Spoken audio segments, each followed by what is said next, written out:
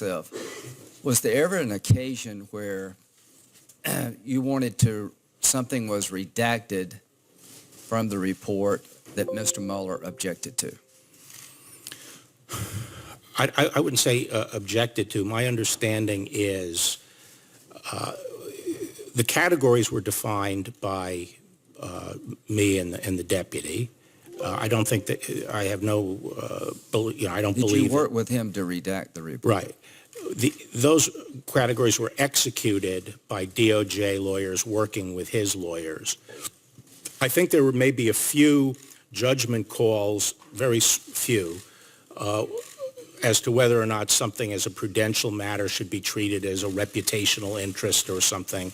So there may have been some occasions of that, but as far as I I'm understand aware, it, you did not want to hurt somebody's reputation unless it really affected the outcome. Is that correct? Right. So was there any disagreement about 6E material? Not that I'm aware of. Any disagreement about classified information? Not that I'm aware of. Okay. So the conclusions in your four-page summary, you think, accurately reflect his bottom line on collusion. Is that correct? Yes. And you can read it for yourself if you got any doubt. As to obstruction of justice, were you surprised he was going to let you decide?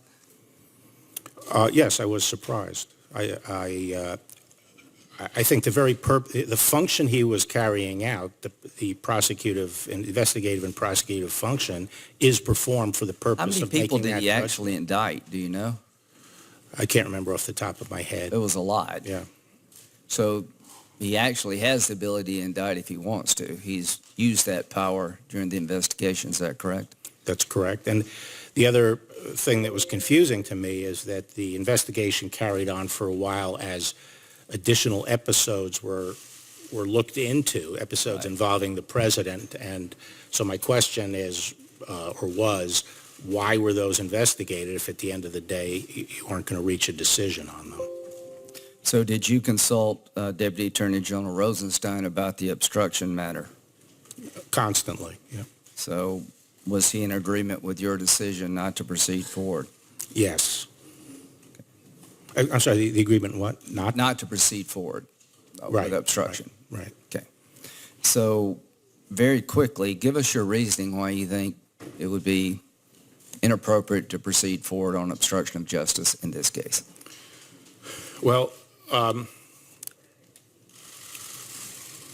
generally speaking, an obstruction case typically has two aspects to it. One, there's usually an underlying criminality that's Let's stop right there. Yeah. Was there an underlying crime here? No. So usually there is. Usually.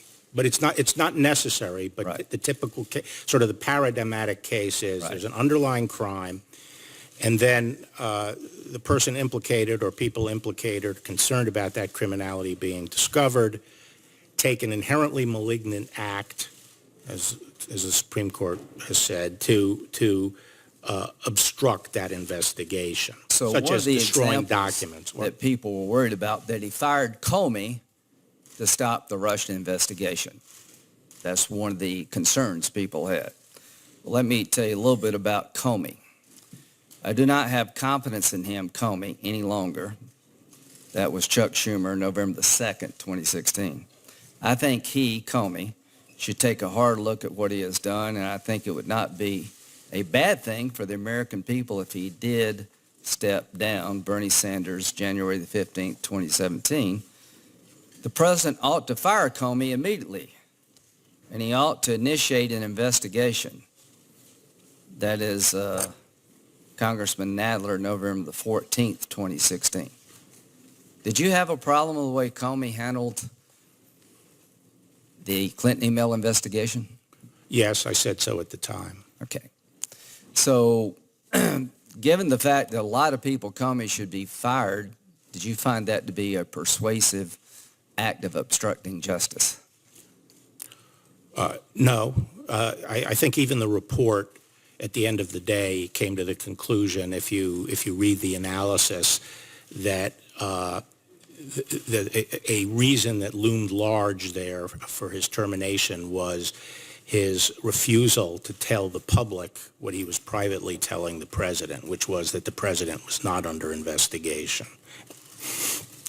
As to where we go forward, as to how we go forward, would you recommend that this committee and every other committee of Congress do our best to harden our infrastructure against future Russian attacks? Absolutely, yes. Do you think Russia is still up to it? Yes. Do you think other countries may get involved in our elections in 2020? Yes. So you would support an effort by Congress working with the administration to harden our electoral infrastructure? Yes. Is that one of the takeaways of the Mueller report? Yes. Do you share my concerns about the FISA warrant process? Yes. Do you share my concerns about the counterintelligence investigation, how it was opened and why it was opened? Yes. Do you share my concerns that the lack of professionalism in the Clinton email investigation is something we should all look at? Yes. Do you expect to change your mind about the bottom line conclusions of the Mueller report? No. Do you know Bob Mueller? Yes. Do you trust him? Yes. How long have you known him? 30 years, roughly. Do you think he had the time he needed? Yes. You think he had the money he needed? Yes. Do you think he had the resources he needed? Yes. Do you think he did a thorough job? Yes, and I think he feels he did a thorough job and had adequate evidence to make the calls. Do you think the president's campaign in 2016 was thoroughly looked at in terms of whether or not they colluded with the Russians? Yes. And the answer is no, according to Bob Mueller. That's right. He couldn't decide about obstruction. You did. Is that correct? That's right. You feel good about your decision? Absolutely. Thank you very much.